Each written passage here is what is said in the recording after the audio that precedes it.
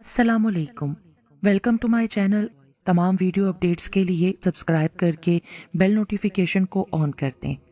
तो आइए सुनते हैं आज की वीडियो में एक जादू वाले चिल्ले पर मुश्तमिल एक लड़की की सच्ची कहानी, जो अपनी मोहब्बत को हासिल करने के नाम पर एक काले इल्म वाले के हत्थे चढ़ गई थी। उस लड़की का नाम आसिया था।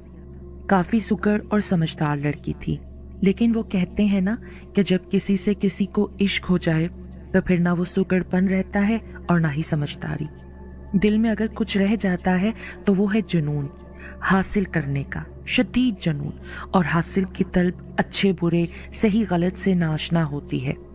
आसिया को भी अपने खालाजाद इसहाक से मोहब्बत थी, और ये मोहब्बत शुरू में तो दो तरफा थी, मगर वक्त बदलते ढलते एक तरफा रह गई, क्योंकि इसहाक के घर वालों को आसिया नापसंद थी और ना ही इसहाक के अब्बा की आसिया के घर वालों से बनती थी। और दूसरा बुरा ये हुआ कि इसहाक का रिश्ता एक अच्छी जगह और आसिया से भी ज्यादा खूबसूरत लड़की के साथ तय हो गया। इसहाक ने आंखें और तरजीह बदलने में देर ना की और फिर सिरे से ही मुकर गया। आसिया से मिलना तो दरकनार, बात करना भी छोड़ चुका था। लेकिन आसिया ने होश संभालते ही माँ बाप के बाद जो किसी दूसरे शख्स में मोहब्बत महसूस की थी, वो सब इसहाक की शक्लो सूरत और सोहबत में ही था।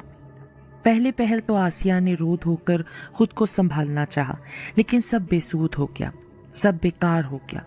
गुजरते वक्त के साथ बजाय इसहाक से मोहब्बत कम होती, वो इश्क की आग में जलती चली गई।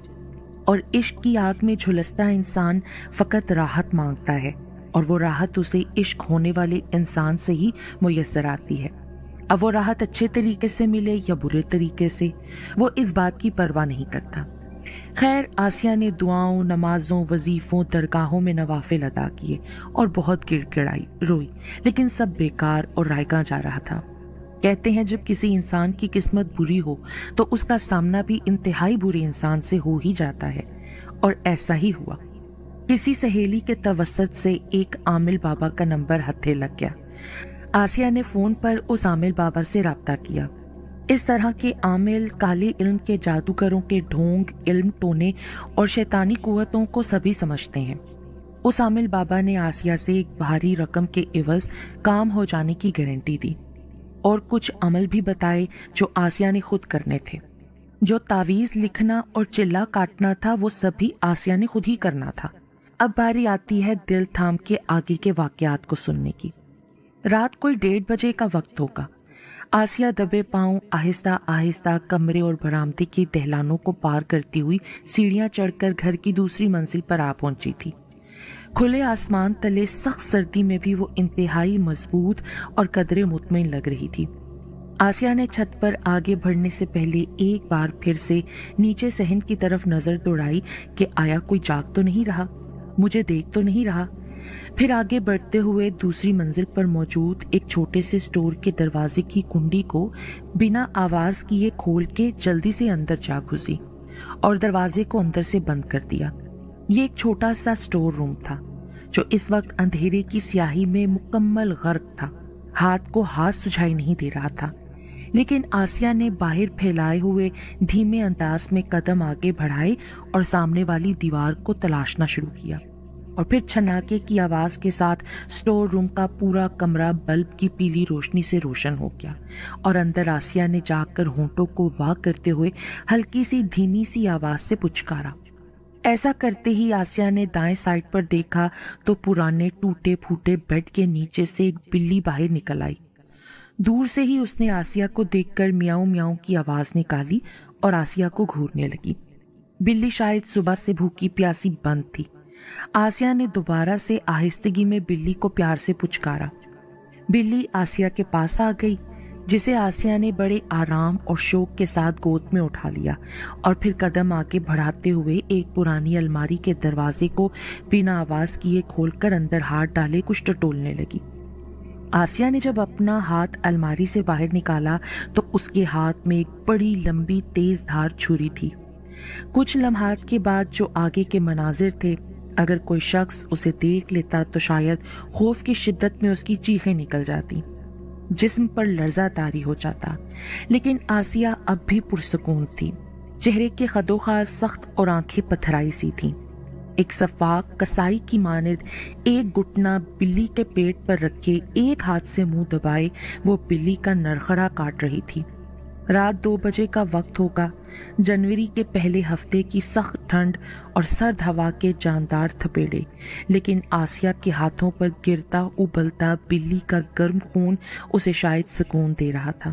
در حقیقت بات یہاں تک محدود نہ رہی، بلکہ عشق اور جنون کا فطور جب غلاظت میں لتھڑ جاتا ہے تو وہ اور بھی بے باک اور صفاق ہو جاتا ہے۔ فقط 2 منٹ میں ہی آسیہ نے ایک ہٹی کٹی بلی کو بنا آواز نکالے چھری سے چیرا اور ادھیڑ کر رکھ دیا۔ آسیہ کے ہاتھ اور چہرہ اور کپڑے خون سے لتھڑ چکے تھے، لیکن وہ لاپرواہ اور بے فکر تھی۔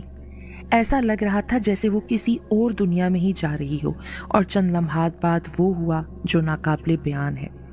آسیہ نے دیکھتے ہی دیکھتے سرد رات کے گہرے اندھیرے میں خود کو لباس سے بے نیاز کر دیا۔ وہ برہنہ ہو چکی تھی۔ اس کا ننگا جسم سخت سردی میں بھی موسمی سختیوں سے بے نیاز اور بیگانہ تھا۔ اب وہ بلی کی لاش کے پاس آلتی پالتی مار کر بیٹھ گئی اور آنکھیں بند کیے منہ میں کچھ کالے علم کے الفاظ دہرانے لگی جو قدیمی سنسکرت میں تھے، اور پھر بس اتنا ہی نہیں بلکہ وہ مردہ بلی کے خون کو چہرے اور چھاتیوں پر ملنے لگی۔ آسیہ منہ میں کالے جادو کا شیطانی وظیفہ بڑبڑا رہی تھی۔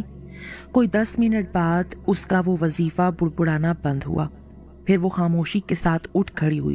چھت کی ایک سائڈ پر لگے پانی کے نل سے اس نے آرام سے بنا آواز کیے چھت پر پڑے خون کو دھویا، کٹی ہوئی بلی کی باقیات کو ایک توڑے میں ڈالا اور گھر کے ساتھ خالی پلاٹ میں پھینک دیا، اور پھر ادھر ہی اس چھت والے نل سے اپنا جسم دھونا شروع کر دیا۔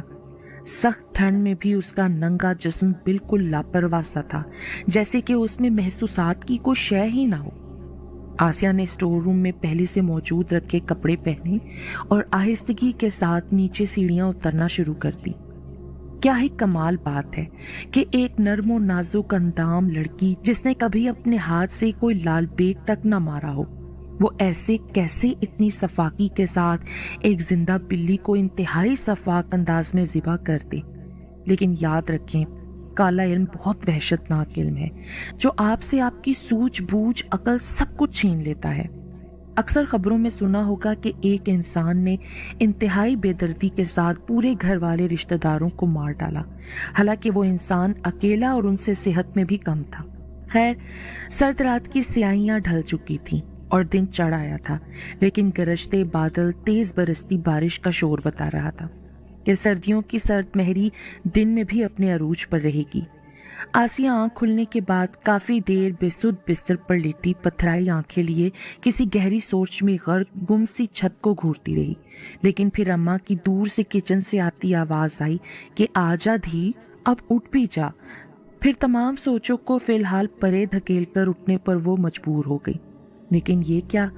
آسیہ نے لیٹے ہوئے جیسے اٹھنا چاہا تو اسے اپنے پیٹ پر سخت اینٹھن محسوس ہوئی۔ اس نے فوراً پیٹ پر ہاتھ رکھا تو مزید درد کی ٹیس محسوس ہوئی۔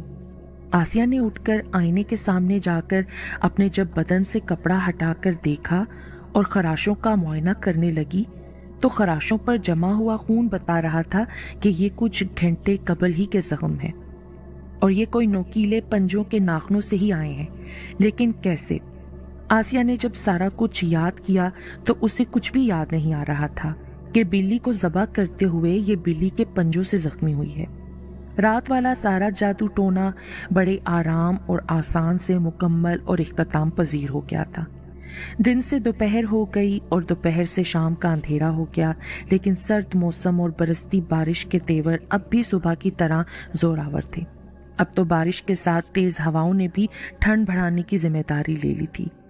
آسیہ کے گھر میں سب جلدی سونے کے عادی تھے، اس لیے عشاء کے کوئی 2 گھنٹے بعد سب رات کا کھانا کھا پی کر سونے کے لیے لیٹ گئے تھے۔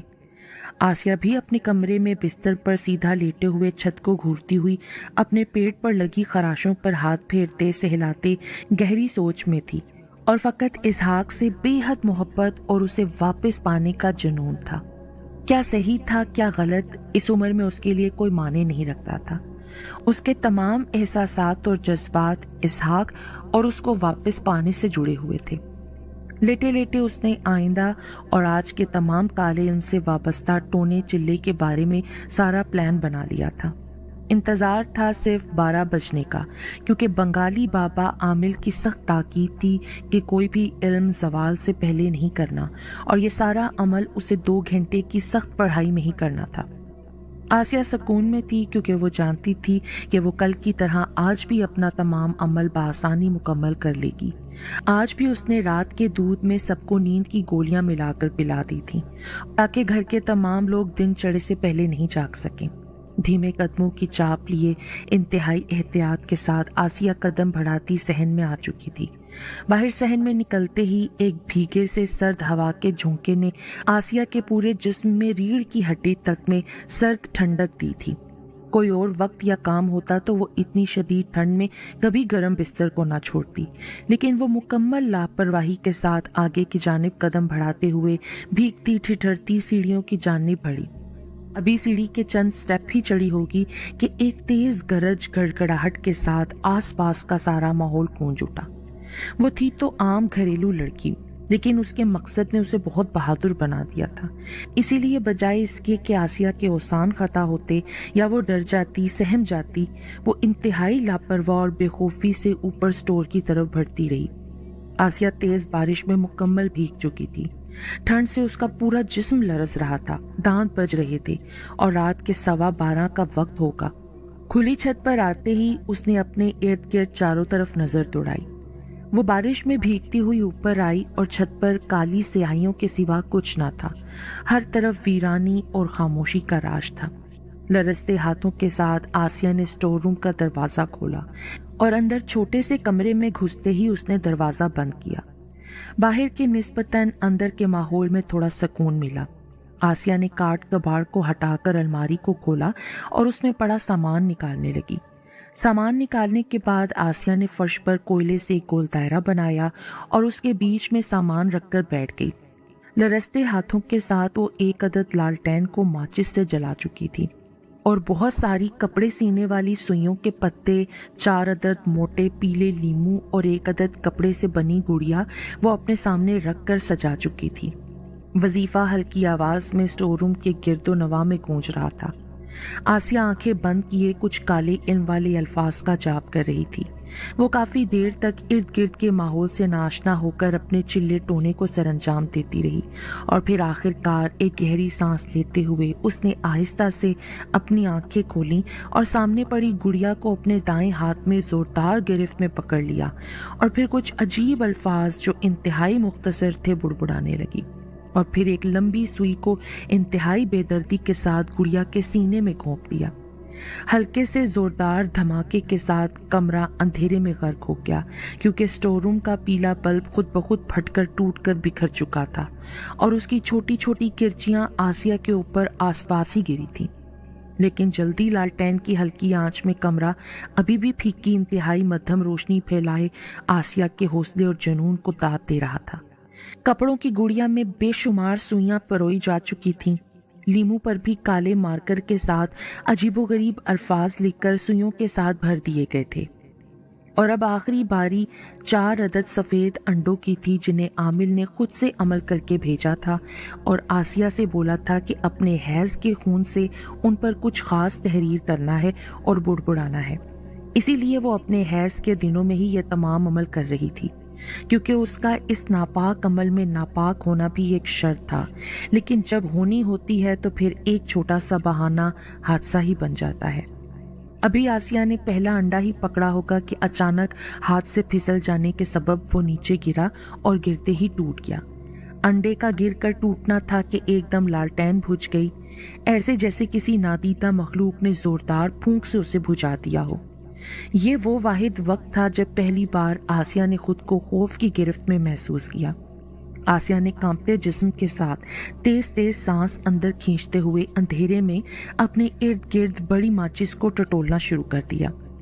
खुशकिस्मती के साथ पहली कोशिश में माचिस हाथ आ गई और फिर आसिया ने एक पल में माचिस की तीली सी आग सुलगाई और फिर से लालटेन रोशन कर दी।